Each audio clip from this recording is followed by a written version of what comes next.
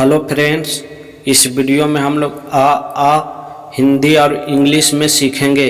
तो चलिए वीडियो को बिना देरी किए हुए शुरू करते हैं।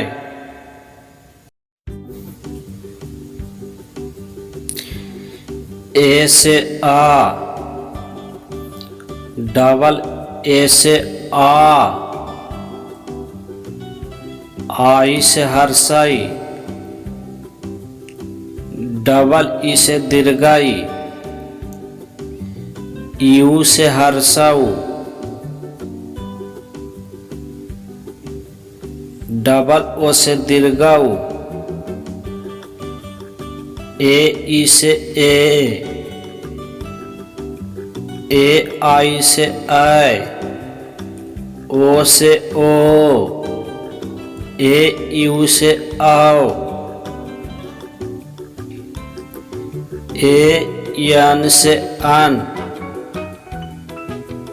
एच से आ,